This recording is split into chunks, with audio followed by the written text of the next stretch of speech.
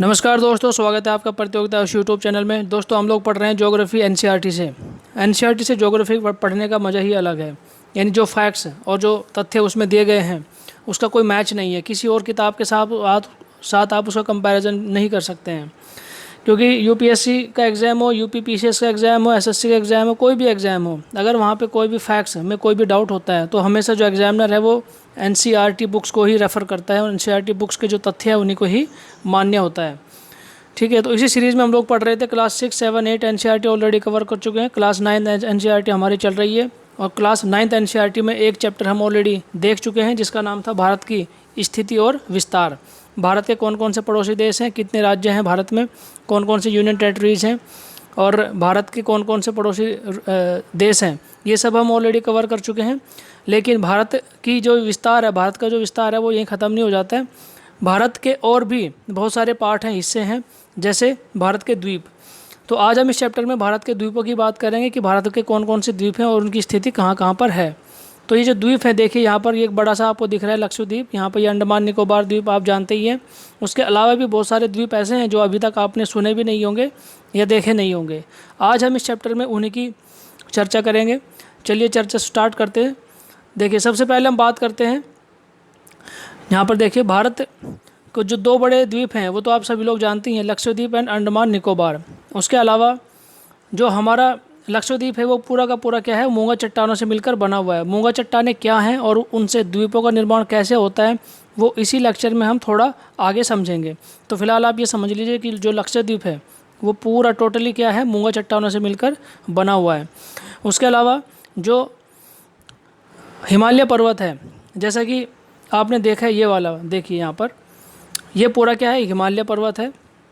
ये हिमालय पर्वत भारत के पश्चिम से पूरब में फैला हुआ, यानी उत्तरी दिशा में पूरब से पश्चिम में फैला हुआ एक पर्वत है। और जब ये पर्वत की अगर हम बात करें तो कहाँ से कहाँ तक फैला हुआ है, यहाँ पे यानी अरुणाचल प्रदेश में नंगा पर्वत और इधर केटू, अरुणाचल प्रदेश में नंगा पर्वत और जम्मू कश्मीर में केटू, यहाँ तक ये पर्वत फैला हुआ है। अरुणाचल प्रदेश में नामचा पर्वत और यहाँ पे नंगा पर्वत, ठीक है। यहाँ तक ये जो हिमालय है इसकी जो रेंज है वो अरुणाचल प्रदेश में नामचा पर्वत और जम्मू कश्मीर में नंगा पर्वत तक फैला हुआ है। और अगर आप यहाँ पर देखेंगे, ठीक है, यहाँ पर क्या इंटरेस्टिंग बात ये है कि जो हिमालय है वो अरुणाचल प्रदेश में आकर, वैसे तो ये पूरा पश्चिम में फैला हुआ है लेकिन अरुणाचल प्रदेश में आकर ये दक्षिण में मुड़ जाता है। ये देखिए यहाँ पर इस तरह से ये क्या होता है, दक्षिण में यहाँ पर मुड़ जाता है। उसी प्रकार पश्चिम में जो हिमालय पर्वत है वो भी दक्षिण में मुड़ जाता है, जिसको यहाँ पर देखिए पाकिस्तान में सुलेमान पर्वत बोलते हैं। पाकिस्तान में जब ये दक्षिण में मुड़ जाता है इस तरह से तो इसको सुलेमान पर्वत बोलते हैं। और जब ये अरुणाचल प्रदेश में जाकर दक्षिण में मुड़ जाता है तो ये कहाँ पहुँच जाता है, म्यांमार में। और म्यांमार में इसको क्या कहते हैं, अराकान योमा, ठीक है। म्यांमार में इसको बोलते हैं क्या, अराकान योमा। और इसी की कुछ पहाड़ियाँ हैं जो हमारे पूर्वोत्तर राज्य हैं, ठीक है, नागालैंड, मणिपुर, मिजोरम, यहाँ पर कुछ पहाड़ियाँ फैली हुई हैं। और शिलोंग मेघालय का कुछ पार्ट है, तो वहाँ पर भी हिमालय की कुछ जो पहाड़ियाँ हैं वो फैली हुई हैं, ठीक है। तो जब हिमालय अरुणाचल प्रदेश में आके दक्षिण में मुड़ जाता है तो म्यांमार में इसको बोलते हैं अराकान योमा। और आगे बढ़ते हुए यहाँ से आगे देखिए, ये अराकान योमा है यहाँ पर। यहाँ से आगे बढ़ते हुए फिर क्या आता है, बंगाल की खाड़ी आ जाता है, ठीक है। तो जब बंगाल की खाड़ी आ जाता है तो बंगाल की खाड़ी में आकर ये क्या होता है, समंदर के अंदर डूब जाता है। यानी यहाँ पर आपको ये दिखाई नहीं देगा, देखिए यहाँ पर इस तरह से दिखाई नहीं देगा क्योंकि ये समंदर के अंदर है। और फिर आगे चलकर बंगाल की खाड़ी में आगे चलकर ये क्या होता है, थोड़ा बाहर निकलता है। यहाँ पर आप देखिए ये क्या है, अंडमान निकोबार। ये हमारे कौन से द्वीप है, अंडमान निकोबार। तो अगर हम बात करें कि ये जो हमारे अंडमान निकोबार है ये किसका हिस्सा है, तो हिमालय की जो समंदर के अंदर थोड़ी बाहर निकली हुई स्थिति है, थोड़ी बाहर निकली हुई जो ज़मीन है उसी को हम अंडमान निकोबार द्वीप समूह के नाम से जानते हैं। यहाँ पर एक छोटा सा द्वीप आप देख रहे होंगे, ये वाला, इसको कहते हैं कोको द्वीप। और ये कोको द्वीप म्यांमार का हिस्सा है, जबकि ये पूरा अंडमान निकोबार जो है वो इंडिया का हिस्सा है। तो इस प्रकार से आप इसको समझ लीजिए कि जो अंडमान निकोबार है क्या है, वो एक उभरा हुआ भाग है, यानी हिमालय पर्वत का हिमालय पर्वत का बंगाल की खाड़ी में उभरा हुआ हिस्सा है अंडमान निकोबार द्वीप समूह। ठीक है, इसको आगे डिटेल में हम लोग पढ़ेंगे। चलिए आगे चलते हैं। यहाँ पे लक्षद्वीप मैंने आपको बता दिया क्या है, मूंगा चट्टानों से मिलकर बना हुआ है। और हिमालय पर्वत को म्यांमार में क्या बोलते हैं, अराकान योमा पर्वत बोलते हैं। ठीक है, उसके बाद आगे चलते हैं। अराकान योमा पर्वत बंगाली खाड़ी में जाकर, ये अभी मैंने आपको समझा दिया कि बंगाली खाड़ी में जाकर पानी के नीचे डूब जाता है और थोड़ा फिर आगे जाकर क्या है, थोड़ा सा बाहर निकलता है, जिसको हम क्या कहते हैं, अंडमान निकोबार द्वीप समूह कहते हैं। ठीक है, इसको हम कहते हैं अंडमान निकोबार द्वीप समूह। उसके बाद देखिए आगे चलते हैं। अंडमान एंड निकोबार आइलैंड्स जो है उसको दूसरे नाम से भी जानते हैं। अंडमान निकोबार आइलैंड्स को मरकत द्वीप के नाम से भी जानते हैं। इसको आप याद रखिएगा, मरकत द्वीप, ये यहाँ पे मरकत द्वीप है। अंडमान निकोबार आइलैंड को मरकत द्वीप के नाम से भी जानते हैं। यहाँ पर जो लिखा हुआ है वेल एंड गुड, और जो नहीं लिखा हुआ है मैं जो बोल रहा हूँ वो भी हूबहू आपके लिए एक नोट्स की तरह काम करेगा। तो इसलिए जो यहाँ पर लिखा हुआ है ठीक है, जो नहीं लिखा हुआ है जो मैं बोल रहा हूँ उसको भी आप अपनी नोटबुक में नोट डाउन कर लीजिए। वो भी आपके लिए एक नोट्स का काम करेगा और आपके लिए एक रामबाण का काम करेगा जब किसी भी एग्ज़ाम में आप जाएंगे। क्योंकि हो सकता है कुछ चीज़ें यहाँ पे ना लिखी हुई हैं और बहुत सारी जो इन्फॉर्मेशन है वो मैं अपने से आपको बोल के बताऊँगा। सो आप ध्यान से सुनते रहिएगा। देखिए अभी मैंने आपको बताया जो कोको द्वीप है वो क्या है, म्यांमार का हिस्सा है कोको द्वीप, और ये अंडमान निकोबार के उत्तर में मिलता है। उसी प्रकार से जो अंडमान निकोबार द्वीप समूह है वो 4 हिस्सों में बटा हुआ है, उत्तरी अंडमान, मध्य अंडमान, दक्षिण अंडमान और लिटिल अंडमान। तो जो अंडमान निकोबार की जो राजधानी है कौन सी है, पोर्ट ब्लेयर। ये देखिए यहाँ पर पोर्ट ब्लेयर, वो कहाँ पर है, वो दक्षिण अंडमान पर बसी हुई है। यानी अंडमान निकोबार वैसे तो 100 से ज़्यादा द्वीपों का एक समूह है, बहुत सारे छोटे छोटे द्वीप हैं वहाँ पर। ठीक है, सेंटिनल द्वीप भी वहीं पर है, जिसको पिछले दिनों आपने न्यूज़ में सुना होगा कि जहाँ पर आदिवासियों ने एक आदमी को मार दिया था। तो वहाँ पर छोटे छोटे 100 से ज़्यादा द्वीप हैं और जिन पे बहुत ज़्यादा, सभी द्वीपों पे वहाँ पर क्या है, आदमी या लोग नहीं बसते हैं। लेकिन जो अंडमान निकोबार की जो राजधानी है पोर्ट ब्लेयर वो क्या है, दक्षिण अंडमान पर स्थित है। ठीक है, नेक्स्ट आगे चलते हैं। देखें यहाँ पर नारकोंडम द्वीप और बैरन द्वीप। ठीक है, ये 2 छोटे द्वीप हैं जो अंडमान निकोबार के राइट साइड में स्थित हैं। ठीक है, नारकोंडम द्वीप याद रखिएगा, ये बहुत इंपॉर्टेंट है और एग्ज़ाम में आता रहता है। तो नारकोंडम द्वीप, ये देखें यहाँ पर नारकोंडम द्वीप और बैरन द्वीप, ये छोटे छोटे द्वीप हैं जो अंडमान निकोबार के राइट साइड में स्थित है। तो जो नारकोंडम द्वीप है वो सुसुप्त ज्वालामुखी है, मानी इसका मायने क्या हुआ, सुसुप्त ज्वालामुखी की ये अभी सक्रिय नहीं है। ठीक है, सुसुप्त ज्वालामुखी है। और जो बैरन द्वीप है ये सक्रिय ज्वालामुखी है, कभी भी फट सकता है, यह फटता रहता है। तो दोनों द्वीप क्या है वो अंडमान निकोबार के राइट साइड में या पूर्व में स्थित है। अभी मैंने आपको बताया दक्षिण अंडमान पर स्थित क्या है, पोर्ट ब्लेयर, यानी जो राजधानी है अंडमान निकोबार की वो कहाँ पर है, दक्षिण अंडमान पर स्थित है। ठीक है, उसके बाद देखिए कार निकोबार और ग्रेट निकोबार। आप जो पढ़ते आए हैं इतने दिनों से, इंदिरा पॉइंट, ठीक है, यानी इंडिया का फारदेस्ट पॉइंट, यानी सबसे दूर का हिस्सा वो कौन सा होता है, इंदिरा पॉइंट, और वो कहाँ पर स्थित है, वो ग्रेट निकोबार आइलैंड पर स्थित है। ठीक है, उसके बाद देखिए आगे बात करते हैं दक्कन पास या 10 डिग्री चैनल। सभी ने पढ़ा होगा 10 डिग्री चैनल अंडमान निकोबार। ठीक है, तो जो 10 डिग्री चैनल है वो एक्चुअल में अंडमान निकोबार पूरा नहीं है। तो 10 डिग्री चैनल कार निकोबार और लिटिल अंडमान और कार निकोबार के बीच में स्थित है। देखिए कार निकोबार के मध्य स्थित, लिटिल अंडमान और कार निकोबार के मध्य स्थित है। और ये जो आइलैंड्स हैं, छोटे छोटे जो आइलैंड्स मैं आपको बता रहा हूँ, little Andaman, car Nicobar, great Nicobar, ठीक है, ये अभी मैं आपको मैप में दिखाऊंगा।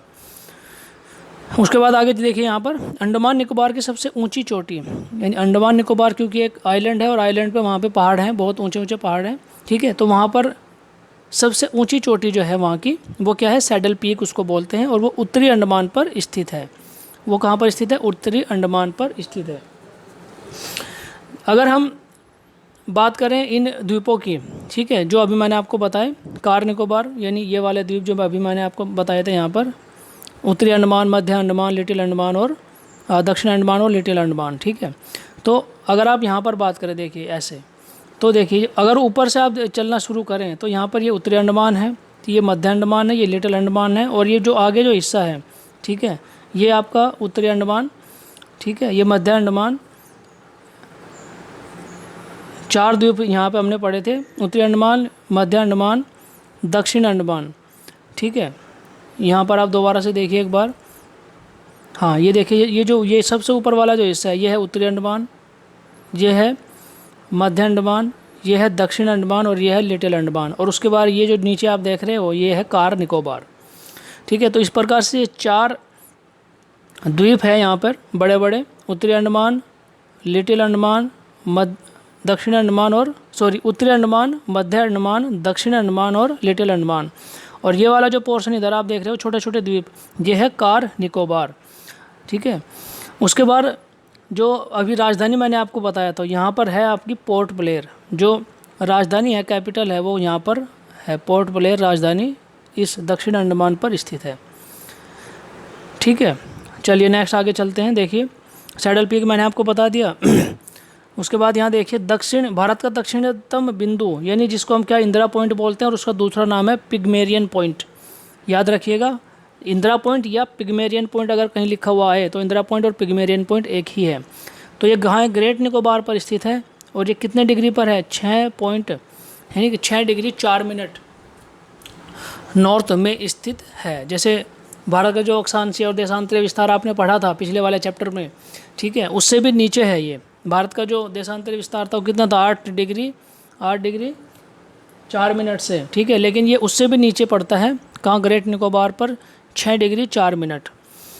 उसके बाद आगे इन्फॉर्मेशन देखते हैं। अंडमान निकोबार द्वीप के पूर्व में 2 द्वीप स्थित हैं। यह भी मैंने आपको बता दिया, नारकोंडम और बैरन द्वीप। ठीक है, नारकोंडम और बैरन द्वीप अभी मैंने आपको बताया। तो नारकोंडम क्या है? वो सुषुप्त ज्वालामुखी, और बैरन द्वीप जो है वो एक्टिव वोल्केनो यानी एक्टिव ज्वालामुखी है। नेक्स्ट आगे चलते हैं। अभी अलग अलग बात कर लेते हैं। देखिए लक्षद्वीप की बात कर लेते हैं। अंडमान निकोबार की बात हमने की है, अंडमान निकोबार ख़त्म हो गया, लक्षद्वीप की बात करते हैं। लक्षद्वीप की राजधानी क्या है? कवरत्ती, सबको पता ही है। सबसे बड़ा द्वीप वहाँ का एड्रोथ। लक्षद्वीप भी बहुत सारे छोटे छोटे द्वीपों से मिलकर बना हुआ है, लेकिन उसका जो सबसे बड़ा जो द्वीप है वो क्या है? एड्रोथ है। और लक्षद्वीप के दक्षिण में क्या है? मिनिकॉय द्वीप है। और मिनिकॉय द्वीप किसका हिस्सा है? मिनिकॉय द्वीप मालदीव का हिस्सा है। ठीक है, और मालदीव और लक्षद्वीप के बीच में जो चैनल पड़ता है उसको बोलते हैं 9 डिग्री चैनल। ठीक है, उसको क्या बोलते हैं? 9 डिग्री चैनल। वो अभी मैं आगे आपको दिखाऊंगा। इसका निर्माण जो है, यानी लक्षद्वीप का जो निर्माण है वो क्या है? मूंगा चट्टानों से मिलकर बना हुआ है। मूंगा चट्टानें क्या होती हैं और ये द्वीपों का निर्माण कैसे करती हैं वो अभी मैं आपको बताऊंगा। देखिए उसके बाद आगे चलते हैं। सालसेट द्वीप, यानी जो मुंबई जो है, मुंबई भी एक द्वीप का रूप धारण करता है। अगर आप गौर से मैप में देखेंगे तो मुंबई भी क्या है? समंदर में अंदर की तरफ निकला हुआ है और एक टापू की तरह दिखता है। ठीक है, इसलिए उसको क्या बोलते हैं? उसको बोलते हैं सालसेट द्वीप। उसको बोलते हैं सालसेट द्वीप। अगर क्वेश्चन आता है कि सालसेट द्वीप इनमें से किसको कहते हैं, तो मुंबई वो किसको कहते हैं? मुंबई को सालसेट द्वीप कहते हैं। उसके बाद आगे चलते हैं। गंगा सागर द्वीप, गंगा सागर द्वीप, ये सभी द्वीपों को, सभी आइलैंड्स को आप याद रखिएगा, इम्पोर्टेंट है। तो गंगा सागर द्वीप और न्यू मूर द्वीप, गंगा सागर द्वीप और न्यू मूर द्वीप ये कहाँ पर है? पश्चिम बंगाल में हुगली नदी के किनारे पर, यानी हुगली नदी के मुहाने पर स्थित है। यानी हुगली नदी जहाँ बंगाल के खाड़ी में जाकर मिलती है वहीं पर ये 2 द्वीप स्थित हैं, गंगा सागर द्वीप और न्यू मूर द्वीप। नेक्स्ट अलिया बेट द्वीप, ये देखिए कहाँ पर है? अलिया बेट द्वीप नर्मदा नदी में, नर्मदा नदी के मुहाने पर स्थित है। कच्छ जिले में नर्मदा नदी के मुहाने पर स्थित है। यानी नर्मदा नदी जब जाकर मिलती है कहाँ पे? अरब सागर में। तो अरब सागर में मिलने से पहले वहाँ पर एक द्वीप का निर्माण करती है, कच्छ जिले में पड़ता है ये, और उस द्वीप को क्या कहते हैं? अलिया बेट द्वीप। ठीक है, अभी आपने सुना होगा स्टैचू ऑफ यूनिटी, यानी सरदार वल्लभ भाई पटेल की जो बहुत ज़्यादा, यानी 182 मीटर जो ऊंचाई वाली जो स्टैचू है वो इसी द्वीप पर बनाई गई है, अलिया बेट द्वीप पर ही बनाई गई है। ठीक है, स्टैचू ऑफ यूनिटी। ठीक है, केवड़िया डिस्ट्रिक्ट में पड़ती है और ये कच्छ ज़िले में पूरा फैला हुआ है। जो द्वीप है ये पूरा फैला हुआ है कच्छ ज़िले में और केवड़िया डिस्ट्रिक्ट में। खंबात की खाड़ी में स्थित है, जैसे कि बताया कि जो नर्मदा नदी है वो खंबात की खाड़ी में जाकर मिलती है, और खंबात की खाड़ी कहाँ पर है? ये अरब सागर में स्थित है। यहाँ पेट्रोलियम के भंडार भी पाए जाते हैं।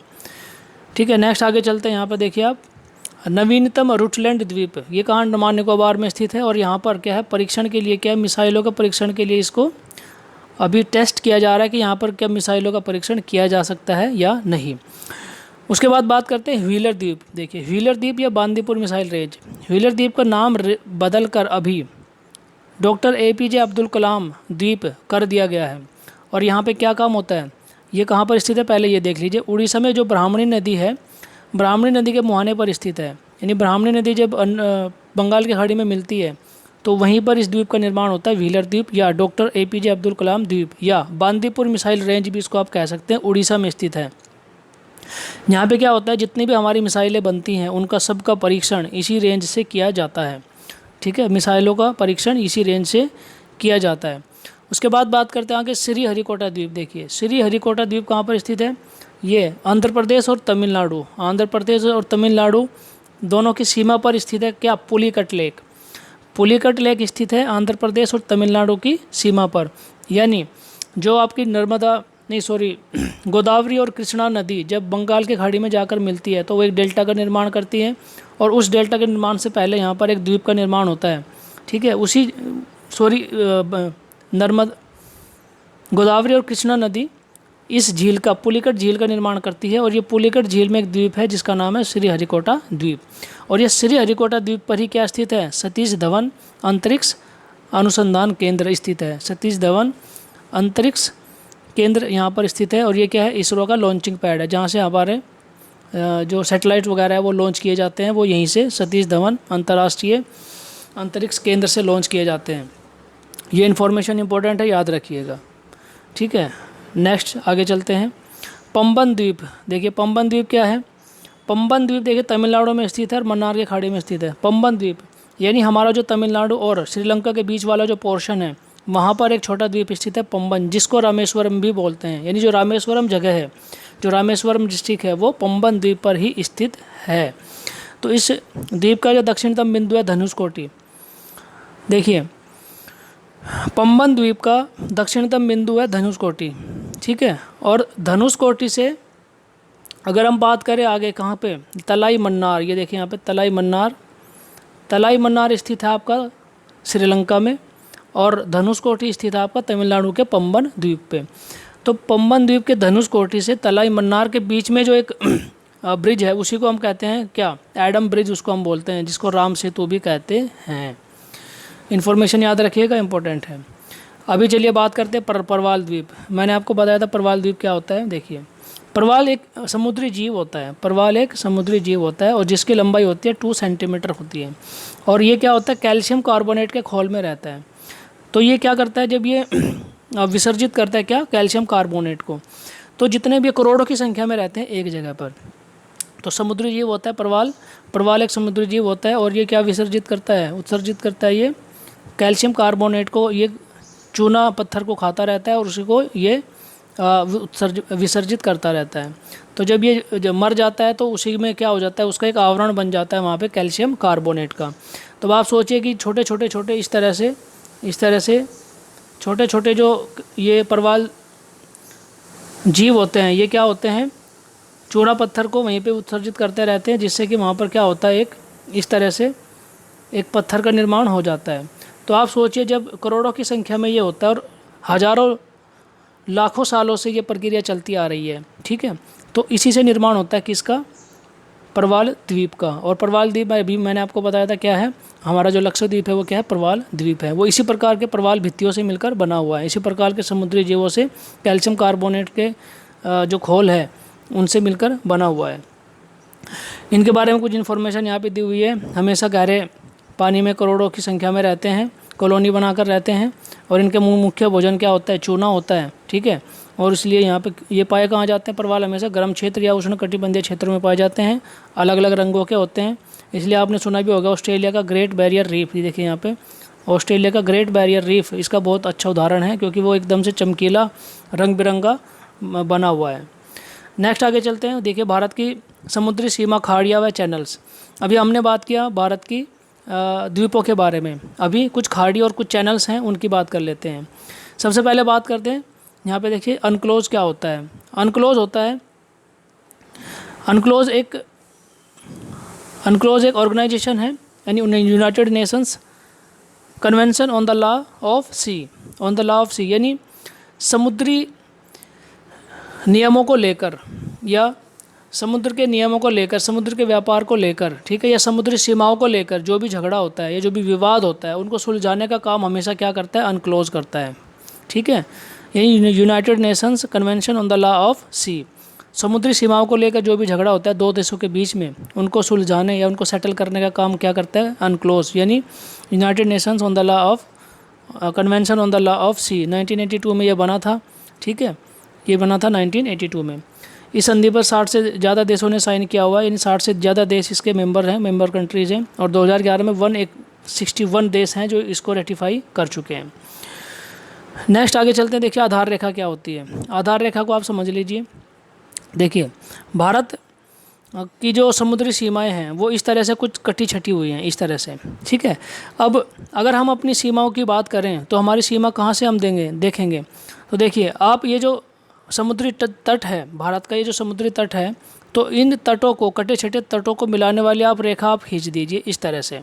ठीक है, तो ये जो रेखा है, ये जो मैंने रेखा खींची है, इसी को हम कहते हैं बेस लाइन या आधार रेखा। यहीं से हम अपने समुद्री सीमा को निर्धारित करते हैं। ठीक है, तो चलिए देखते हैं अभी इसमें क्या है। सबसे पहले आता है समुद्री सीमाओं में टेरिटोरियल सी या प्रादेशिक समुद्री सीमा। सबसे पहले आता है प्रादेशिक समुद्री सीमा। तो भारत का जो तट है, ठीक है, भारत के तट से लगभग 12 नॉटिकल माइल, कितना, 12 नॉटिकल मील तक का ये जो सीमा है वो प्रादेशिक समुद्री सीमा कहलाती है। इन पर हमेशा क्वेश्चन आते रहते हैं, ध्यान से सुनिएगा। तो भारत की आधार रेखा से, ठीक है, यानी समुद्री सीमा की आधार रेखा से 12 नॉटिकल मील समंदर के अंदर तक जो भी हिस्सा है वो क्या है, भारत का हिस्सा है, और उस पर भारत का उसी प्रकार से अधिकार है जिस प्रकार से भारत की भूमि पर भारत का अधिकार है। ठीक है, तो उसको क्या कहते हैं, प्रादेशिक समुद्री सीमा या टेरिटोरियल सी। नेक्स्ट आगे चलते हैं। नेक्स्ट देखिए यहाँ पर आता अभिछिन्न मंडल या संलग्न क्षेत्र, कंटिज्यूअस जोन। ठीक है, कॉन्टिज्यूअस जोन, यह आधार रेखा से, आधार रेखा अभी मैंने आपको बताया क्या होती है, यानी तटों को मिलाने वाली रेखा, उससे समंदर के अंदर कितना, 24 नॉटिकल माइल। ठीक है, 24 नॉटिकल माइल, 24 नॉटिकल माइल तक का जो क्षेत्र होता है आधार रेखा से 24 नॉटिकल माइल, यानी 12 नॉटिकल माइल तक तो हमारी जो कौन सी सीमा होती है, 12 नॉटिकल माइल तक तो होती है हमारी ये वाली सीमा। देखिए प्रादेशिक समुद्री सीमा 12 नॉटिकल माइल तक तो ये होती है। ठीक है, और 12 नॉटिकल यानी 24 नॉटिकल माइल तक, ठीक है, 24 नॉटिकल माइल तक की जो सीमा होती है उसको हम क्या कहते हैं, अभिछिन्न मंडल या कंटिज्यूअस जोन। वहाँ पे करते क्या है इंडिया, वहाँ पे क्या कर सकता है, क्या क्या अधिकार होते हैं इंडिया के या किसी भी देश के, क्या क्या अधिकार होते हैं कंटिज्यूअस जोन। उसके होते हैं देखिए, साफ़ सफाई का अधिकार, सीमा शुल्क वसूलने का अधिकार, वित्तीय अधिकार। देखिए अभी इसको मैं आपको मैप पे दिखाऊंगा। ये अगर मान लो आप भारत की तटरेखा है तो ये 12 नॉटिकल माइल तक तो हो गया अभिछिन्न मंडल, और उसके बाद 24 नॉटिकल माइल तक मैंने आपको बताया कॉन्टिज्यूअस जोन हो गया। तो मैं आपको ये समझाना चाह रहा हूँ कि क्या क्या अधिकार है। सीमा शुल्क की वसूली का अधिकार है कि कोई शिप, समुद्री जहाज़ आता है और भारत के समंदर में विचरण करता हुआ वो इस लाइन को क्रॉस कर जाता है, किसको, कॉन्टिज्यूअस जोन को, अभिछिन्न मंडल को क्रॉस कर जाता है, तो भारत उससे सीमा शुल्क की वसूली कर सकता है। ठीक है, ये भारत का अधिकार है। ठीक है, चलिए आगे चलते हैं। नेक्स्ट आता है आपका अनन्य आर्थिक क्षेत्र, या बात करें एक्सक्लूसिव इकोनॉमिक जोन या EEZ इसको बोलते हैं। ये क्या होता है, ये 200 नॉटिकल माइल तक होता है, यानी आधार रेखा से 200 नॉटिकल माइल तक क्या बोलते हैं, कौन सी सीमा होती है, एक्सक्लूसिव इकोनॉमिक जोन या अनन्य आर्थिक क्षेत्र। यहाँ पर भारत क्या करता है, संसाधनों का दोहन कर सकता है, यानी तेल निकालना हो, खनिजों की खोज करनी हो, ठीक है, तो संसाधनों का दोहन भारत यहाँ पर कर सकता है। नए द्वीपों का निर्माण भी कर सकता है कि हमें अगर कल को इंडिया बोले कि हम 180 150 नॉटिकल मील समंदर के अंदर जाकर किसी द्वीप का निर्माण करेंगे, तो वो अनन्य आर्थिक क्षेत्र रूल्स के अंदर, सीमा के अंदर कर सकता है। वैज्ञानिक अनुसंधानों का अधिकार भी भारत को वहाँ पर है। कोई भी वैज्ञानिक अनुसंधान करना हो, मिसाइल का निर्माण करना हो या किसी मिसाइल का परीक्षण करना हो तो वो इंडिया कर सकता है। ठीक है, उसके बाद आगे देखिए भारत की खाड़ियाँ। भारत की खाड़ियाँ बात करते हैं कौन कौन सी है। देखिए कच्छ की खाड़ी, खंबात की खाड़ी, मन्नार की खाड़ी और पाक जल संधि। ये अभी मैप में मैं आपको समझा देता हूँ। देखिए यहाँ पर कुछ और इन्फॉर्मेशन दी हुई है जो मैंने अभी पीछे आपको बता दी है। दो द्वीपों के बीच में संकरा समुद्र जो होता है, दो द्वीपों के बीच में संकरा समुद्र जो होता है उसको क्या कहते हैं, चैनल, उसको कहते हैं चैनल। जैसे 10 degree channel, 9 degree channel, 8 degree channel, इसलिए उसको चैनल कहते हैं। क्या? वो पानी का एक संकरा समुद्र होता है जो दो द्वीपों के बीच में होता है, ठीक है, इसलिए उसको चैनल कहते हैं। उसके बीच में बात आगे करते हैं। देखिए 8 डिग्री चैनल किस किस के बीच में है? 8 degree channel, 8 degree channel Maldives और मिनिकॉय द्वीप के मध्य में है। और 9 डिग्री चैनल कहाँ पर है? ये जो मिनिकॉय द्वीप है ये मालदीव का हिस्सा है, मिनिकॉय द्वीप। और मिनिकॉय द्वीप, हाँ, 9 डिग्री चैनल लक्षद्वीप व मिनिकॉय द्वीप के बीच में है।